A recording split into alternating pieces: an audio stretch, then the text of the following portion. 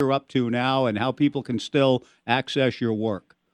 Well, I'm never going to be full-time anymore, Mike. I turned 67 this summer. That's long enough, 45 years in the business. So that part of my career is over. But I have a website now. Dave Wilson, who's a big Oregon State fan, lives in Salem. You guys may know Dave. He's a season ticket holder in football, and he's an engineer, and he's a excellent website designer. He designed a website for me. It's KEJO-AM. Any of your listeners that haven't reached out to it yet, get on it.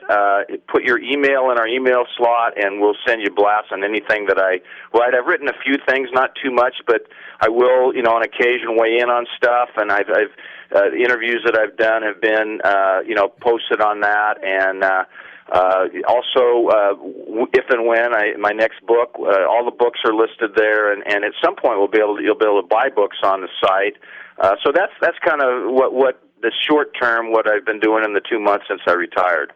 Now, you told me about your retirement. Were you planning on literally retiring with, a Mai Tai and be on a beach somewhere? Because it sounds like you're active and want to keep doing stuff. Well, John, that's an excellent question because, yes, kind of. I thought that would be it. And then I've had several people told me, look, you can't just quit totally, and I kind of thought about it. And then I got in touch with Dave.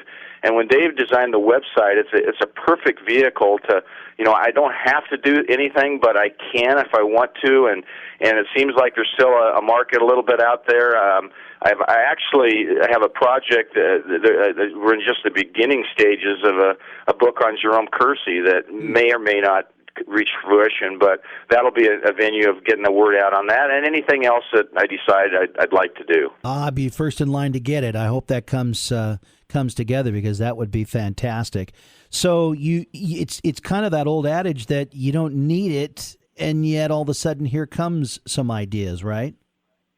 Yeah, I don't know how much I'm going to write. I'm not going to be doing anything on a day-to-day basis, but there'll be times when I'll have an opportunity to do something. I do want to do a podcast series, John. That'll be my next major project, I think, and I want to get some sponsors to that. I have some ideas, some people that I've talked to about it, and maybe do one every week or 2 weeks, probably every 2 weeks, and I think that'll be a lot of fun because the thing about podcasts is you can spend 20 or 30 minutes really getting in depth into something, whereas in a story, you're generally, especially if it's for the newspaper, you're hampered by the space, and even if not, you're probably not going to get into it as much as you could on a podcast.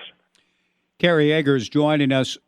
Look, something that I wanted to ask you about because I felt it was not, Chad Dewing's been a good friend of yours, but I was listening a couple of weeks ago, and he had some former Portland Trailblazers who were subjects of your book, Jailblazers. Did you hear about this or listen to that interview when they were trying to say, who is this guy, referring to you, trying to write about us? He doesn't know anything. We're going to tell our true story, et cetera. I laughed at that because you are as thoroughgoing a journalist and research, reached out to every one of them for their versions of stories, right? I mean, they seem to be saying that you didn't do the proper kind of job with that book, and I just laughed at that. What was your reaction to hearing maybe a couple of those guys talking in that way?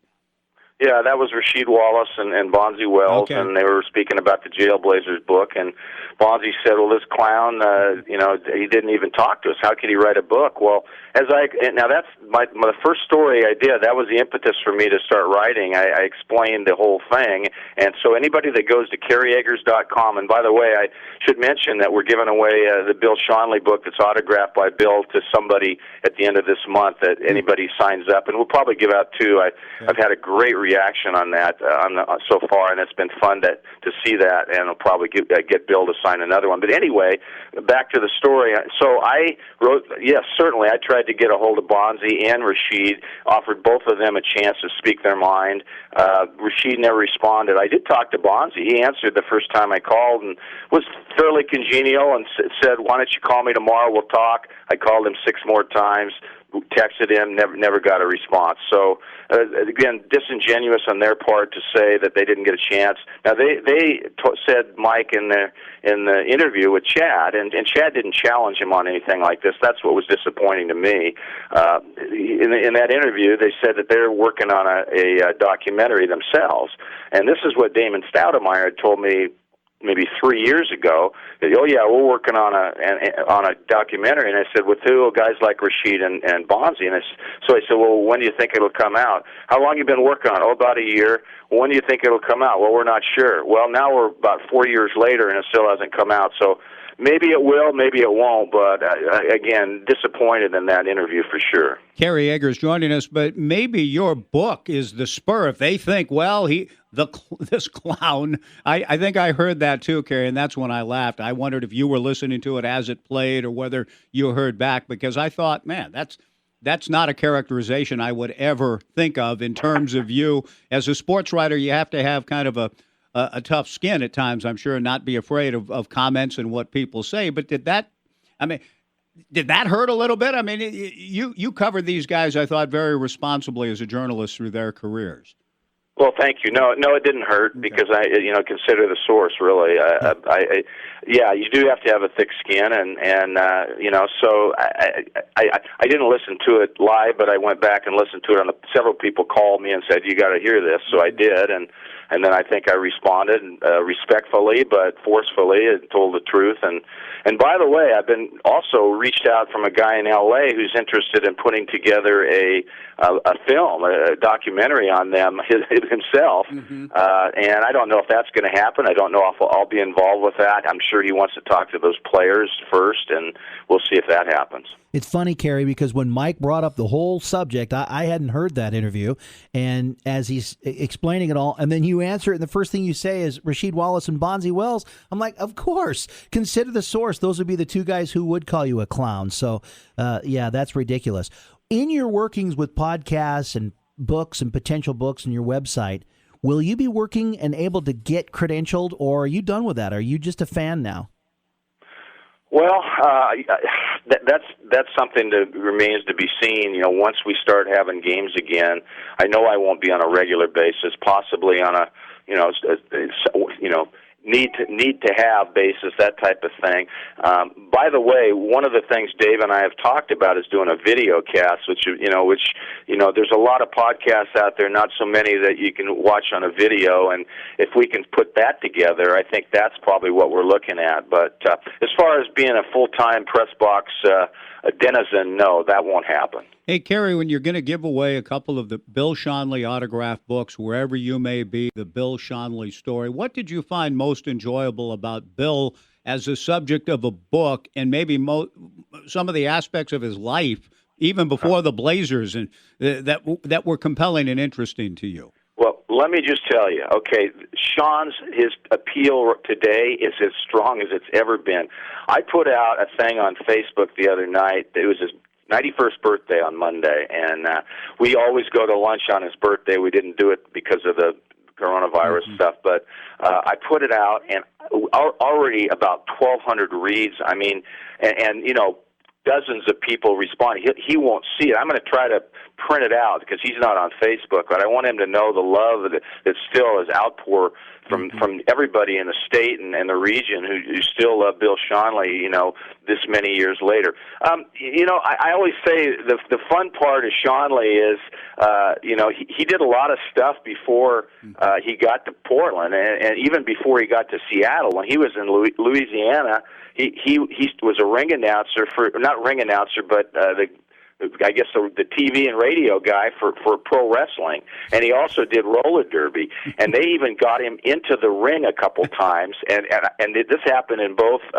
Louisiana and Seattle. He fought once he moved to Seattle. He also was involved with pro wrestling, and the only thing in doing this book was I was disappointed. I said, Sean, you got to get a picture of yourself. Somebody had to take a picture of you in tights in the ring, but we never did get that. But he talked a lot about that, and just he did a lot of the so-called minor sports before he finally kind of broke in and got in with the Seattle Totems in the Western Hockey League, and then with the Seattle Pilots, as you guys know, one year when the 1 year they were there, he was a secondary broadcaster behind Jimmy Dudley, and then the next year he came to Portland. And a lot of people don't know about his singing and acting that he did in New York before he ever went to Louisiana. His career could have taken a much different path, John. He's an excellent singer, as you guys know. He does "God Bless America" once or twice a year, or the national anthem at Blazer games. He still sings in his choir in his church. So yeah, I mean, he's very. He thought maybe he'd be like a Broadway, singer / actor, but his other calling took precedence. Kerry Eggers joining us on the Joe Show. The Post, over 1,200. What is there a consensus, Kerry? What do you sense? I mean, why he means as much now at 91 and not even calling the games anymore? So much to the community, to Blazer fans. What are some of the themes that you found in the reaction to your post about him the other day? Well, first of all, everybody thought he was an excellent broadcaster. I think he walked the line of being a homer and being just a down-the-line broadcaster very, very well. Everybody knew that he loved the Blazers, but you could get a pretty honest broadcast from him. He had all the catchphrases. I think people liked that. And then finally, the other, maybe the most important thing, he stayed visible. He's still working for the Blazers.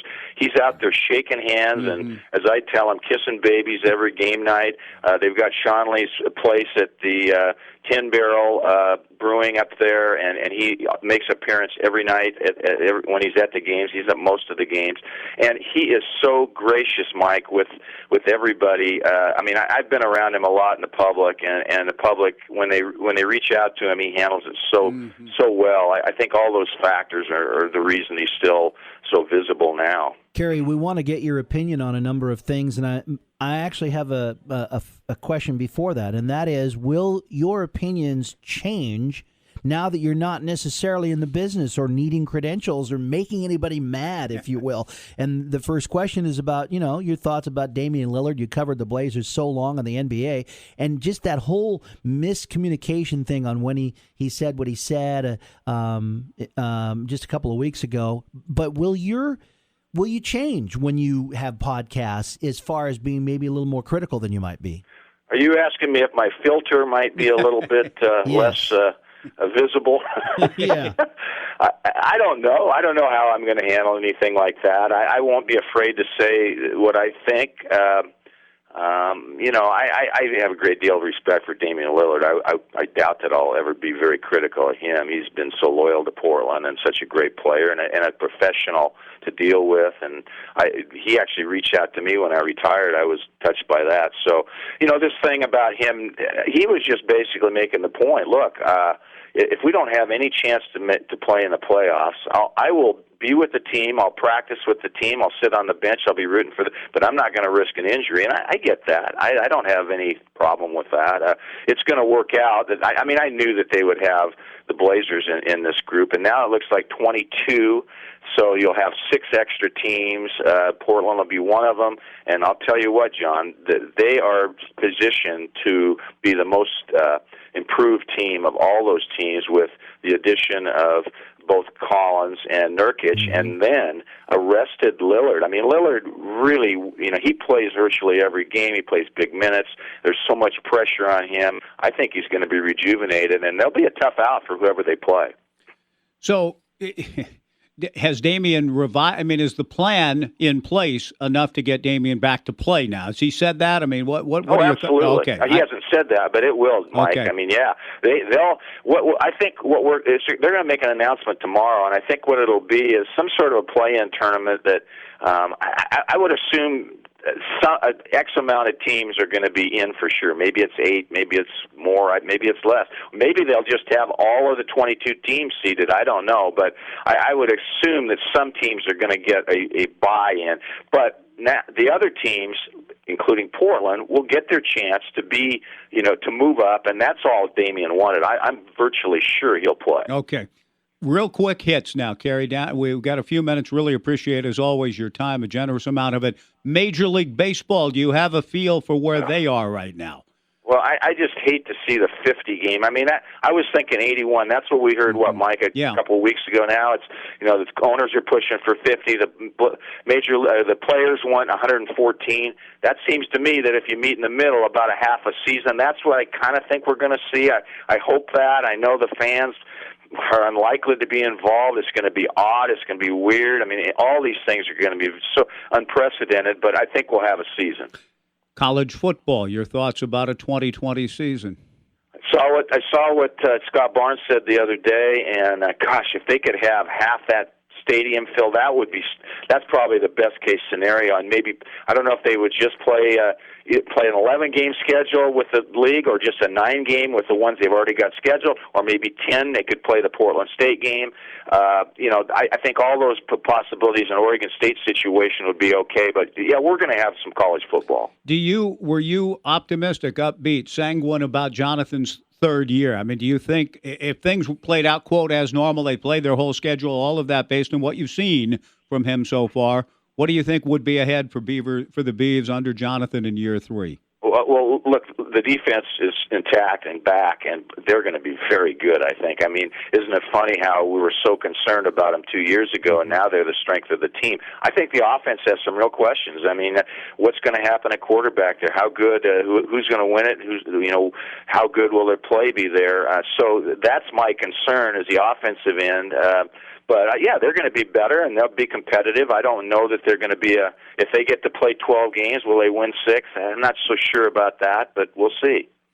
Kerry, I want to thank you for your time today. I mean, there's so many other things we could and should ask you about. We're short on it, but KerryEggers.com is a place to go. I just signed up. And we really appreciate all the work you've done through the years here. Thank you. I just appreciate you guys remembering me. And we always will, Kerry. Thanks for the time. We appreciate it. Bye-bye. Kerry Eggers.